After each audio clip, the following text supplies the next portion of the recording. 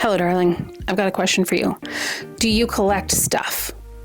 Like, do you have a collection of something? Maybe it's a collection of little guys. Maybe it's a collection of photos, salt and pepper shakers, vintage glassware. I bet you collect something. Now, this video was going to be a very different video. It was going to be all about vintage spring cleaning tips because I have a collection of vintage homemaking books. And as I was going through them, first of all, they have something very interesting to say about spring cleaning. We'll get to that in a minute. But I was thinking about my collection and the collections that I have. There are a few things that I actively collect and things that I've been collecting for many years. So it's not like I need any more of the thing.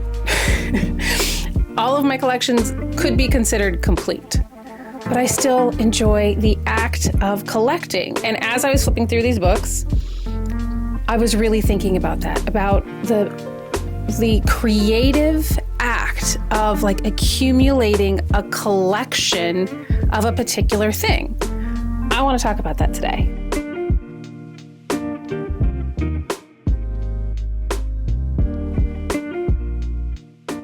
There is something that happens to me when I'm like at an estate sale, thrift store, garage sale, and you reach over to that like dusty old box and you look inside and you uncover that thing you've been looking for. And like your heart gets a little faster and you're getting all excited. And it really is the same feeling as when you see a really beautiful piece of art that speaks to you. When you get excited about creative expression, those same feelings of just genuine excitement of having uncovered something you didn't know before, that you didn't have before. But so ever since I've become an adult with my own adult space, I've been collecting things. And not in a hoarding way. I do try to keep things curated. But I realized as I've gotten older, I've become more of a collector and more into conscious collecting and very much collecting as an expression of who I am. And I've realized that when you go to someone else's home and you see what they collect, it's a visual autobiography of who they are as a person, what they find interesting, what gets their, senses tingling, what gets their heart racing. It is one of the best ways to really get to know someone is by not just seeing their collection, but talking to them about their collection and what they collect and how they collect it.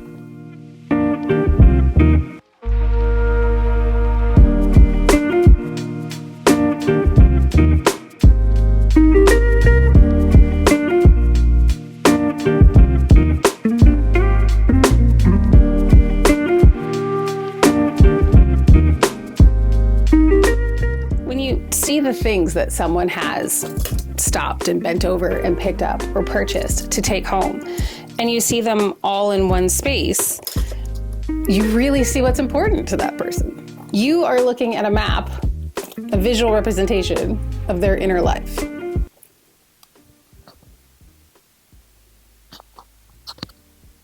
Now you might think, looking at this jewelry box, hey, don't you have enough? Like, don't you have maybe too much? And here's the thing. I've been collecting vintage jewelry for 30 years. My collection is extensive. I wear vintage jewelry every single day, so it doesn't just sit collecting dust. I mean, I do understand the question of, don't you have too much? Especially in our era of overconsumption. I do get that, right? Minimalism is the style of the moment. The clean surfaces, the empty rooms. It's not my style. And I find it much more sustainable to purchase products that already exist out in the world that bring me just absolute joy, that I get daily use out of, versus them getting put in a landfill, versus them being deemed no longer in fashion, so no longer useful, so replaced with something new. I haven't bought a new piece of jewelry, as in something manufactured recently, I don't know, years, genuinely years. I don't know, I think a room that is a little messy, that is a little cluttered with things that you love, with things that you have hunted down because you love them, things that you have absolutely accumulated intentionally to be way more joyful than a clean surface. I think a collection is an invitation to a conversation. Like, why do I like Victorian, very specifically Victorian revival jewelry from the 60s? I find that conversation fascinating. It's about fashion cycles that come around. It is about consumerism because the Victorians loved their stuff. But then it was kind of embraced by the hippies, whose whole thing was about not having stuff. And they managed to make some really beautiful things. And I love having that as a conversation that I get to have every day when I choose what pieces I'm going to wear. When someone else compliments me on a piece of jewelry and we can have a discussion about it. I love that. It leads to a conversation about art, design, culture, sociology. I don't know. I guess the conversation is, to me, a big part of the important part of it. A collection that is built slowly over time with intention. It's not clutter. It's not just stuff. It's delight. It is a voice. It is creative expression. I think collecting teaches you what you love, and understanding yourself and knowing what you love is the essence of all creativity. When I unearth a vintage sewing pattern, and I've done an entire video on those, I'll link it here. When I unearth one that I've been on the hunt for, that I know I want to make, that I am enamored by the illustrations and the notes of the women who owned it before me, I know that that's the essence of creativity for me. I know that this is a genuine little love affair that I'm carrying on. And it is a sort of passion, and creativity and passion have always been linked. We always use those two words together when we're discussing creativity, creative people, creative acts. We talk about, creativity being their passion, and their passion informing the work that they do. And I genuinely believe that collecting something, loving something like this, it is a creative act. I also collect vintage clothes. My favorites, like this one, are when they're handmade by someone, when there's no label, and you can tell by the way the seams are finished that someone made this, either for themselves or for a loved one. I love that. Didn't come from a factory. It came from a loving hand. And then there's just super fun things like this from probably the 90s. My collection of, again, vintage items is not meant to just be seen. I wear these on a daily basis. I really do wear vintage clothing items every single day. I'm not hoarding them in a closet just to open it up and look at them every once in a while. Like today I'm wearing a vintage camisole from the 70s. Not sure where I found it, but absolutely love it. But yeah, if I had a dinner date tonight, I'd absolutely be wearing a dress like this. Every day when I'm just out running errands, yeah, cute top and a vintage cover up. Yes, it's a collection, but then it adds to my creative expression of who I am in how I dress. I love collections for that reason. There is something about vintage design and vintage fabrics that just is not or cannot be replicated today. And it truly is a part of who I am and my story and how I like to be presented. And I think for most people who collect things, how we share those collections is just as important. And for me, I share mine out in the world when I get dressed every day. For some people, their collections stay behind glass because they find them so precious. And there's something to that. I'm not that type of collector. Everything I collect gets used. I'm not precious about my collecting, but I absolutely understand if you're that type of collector. If you have a trinket shadow box that is just basically an altar to your collection, that's fantastic. It shows you who you are and what you love, and other people who come into contact with your collection, it tells them that story.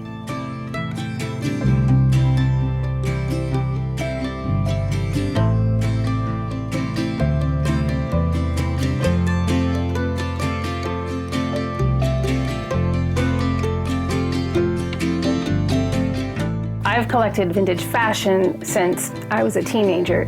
I think the second thing I truly started collecting was vintage cookbooks.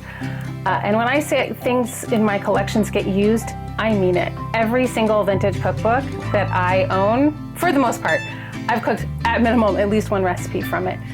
I love these vintage books. They tell you so much about society at the time, they're different than the cookbooks today. Cookbooks today are, right, they're big, they're beautiful, they're glossy, they're meant to inspire you, and they're kind of aspirational in a lot of ways. Cookbooks back in the day were very much, hey, you've got a family to feed, let's show you how to do it. And most of them also include, household tips and that sort of thing. I'm really drawn to cookbooks from, I don't know, I'd say like the 20s through the 70s. I do have some earlier ones that people have gifted me. I think they're phenomenal. I have one from the White House from like 1918. It's got recipes for squirrel in there. I love this era. Let's see, I've got a marker, which means I cooked this. Oh, see, again, this is for real people in real life. It's how to make a coursed dinner, like a full meal, in 30 minutes. People still are very concerned about saving time while cooking, right? You've got other things to do. And this one has a shopping list and things you need to make sure you have on hand. This is still useful today. And again, the same with my vintage clothing, my vintage jewelry, those patterns. These things were made to last. And I'm realizing as I'm saying all these things, I am very clearly in the collecting space of things for the home. And I definitely consider, making clothing part of a homemaking process. I think you're watching this in real time, me realizing that all of the things I collect are connected. It's really funny because had you told 20-year-old me, hey, you're going to collect like vintage home economic books and you are going to sew your own clothes and you are going to be fascinated by the home, I would have told you you were crazy.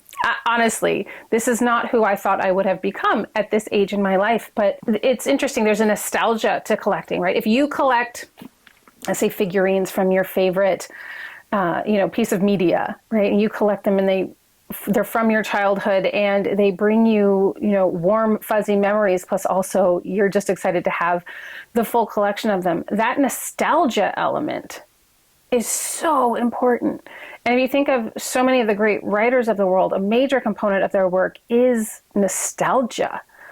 Creative practices, again, collecting as a creative practice, they're all connected. Point being, I love these. What else have I got over here? The May Byron's How to Save cookery book. And this is a wartime cookery book. And I want to say World War I. This is from Molly Marshall. Look at her beautiful handwriting. I love when there's other ephemera in here, when there's notes, when there's clippings, when there's coupons. Also from, I want to say 50s, 60s? When is this? The Busy Woman's Cookbook. Oh, it's signed by the author. I love that. So yeah, this is the Busy Woman's Cookbook. I'm a busy woman. I would absolutely, I'm sure, get great value if I cooked this book from start to finish. Let's see what I did make out of it. Pan-fried fish. Preparation, 8 to 10 minutes. This one is like, hey, you don't even have a half an hour. You got 10 minutes. I love this. And what this tells us is, right, this is when women were starting to go into the workplace. This is when you still had a whole family home. I tend to find them pretty easily at bookstores, like used bookstores, flea markets, garage sales. I think more people are collecting them now, or just because they are becoming more rare. I do realize like the prices have gone up, and that's part of the creative process. What do you want to spend your money on? Your time, your labor, your energy? It's the question you have to ask when you're a collector. Let's see what I made out of this. I made, braised pork chops. This is the Modern Family Cookbook. Giant pot of beans. 1942. I have a whole host of these cookbooks and they just genuinely make me so happy. And I do use them. This collection gets used. And there's something else when I hold on to books like this. Much like my clothes, much like the patterns, I think about the woman that owned it before me. Was it given to her as a gift? Was it a passive-aggressive hand-me-down from a mother-in-law? Was it something she purchased for herself? Like, I like to think about where they came from and if they were used and if they were loved and the family that that woman was cooking for, or if she was just making food that she enjoyed for herself. I love to think about those. It connects you to a community that doesn't really exist. There is this larger connected community of history, right? It's the same with maybe your favorite novel that you've reread 20 times and you picked up that copy, at a used bookstore while you were on vacation somewhere because you just needed a beach read. and it's become your favorite, and someone owned it before you, and maybe it was their favorite, and they, reread it 20 times. And there is a connection there, even if you two will never meet, even if I will never have any idea what Edna made out of these cookbooks, we're connected. And I love that thought. So not only can your collection tell someone else about you, they can tell you about you. My love of these vintage cooking and homemaking books have taught me that the home, the sphere that has generally been relegated as women's work, has always been about skill, has been about beauty, has been about ability. The life of the kitchen and the household is the center of everything. My collecting of vintage fabrics and patterns and vintage clothing has taught me about quality, about craftsmanship, about style. It's taught me that, again, things that are relegated and dismissed as women's ornament, right? The same with my vintage jewelry.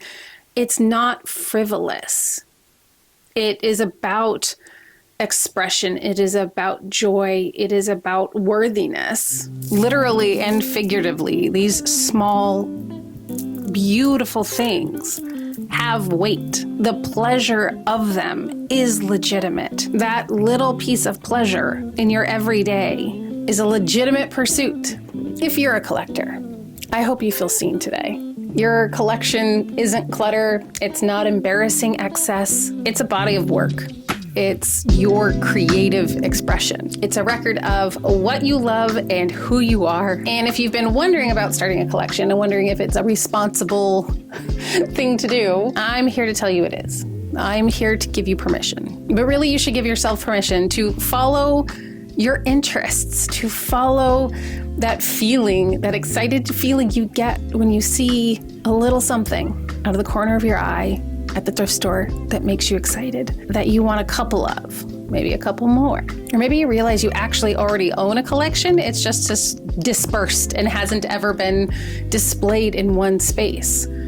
The act of curating that, super creative. Either way, I'd love to know what you collect or what you're planning on collecting. Oh, and as promised, this again was going to be a very different video. It was going to be based on my vintage homemaking books, all about like a vintage spring cleaning schedule, rules, regulations. Basically, every single one of these books that I have, all ranging from different periods, I'd say early 1900s up to the 1980s, every single one of them states, hey, you shouldn't have to do a spring clean. You should have your house like under control all the time. Like, and if you need a big old spring clean, it needs to be that inconvenient. Something's wrong. Like, you need to get people to help you. You should not have to displace your, entire house and all of your energy to spend on like a week of intense deep cleaning. That this is a thing that if you just take regular care of your home, or if you make sure other people aren't making a crazy mess, it should never have to happen. I think we have this idea that, all of our grandmothers and great grandmothers did a big spring clean.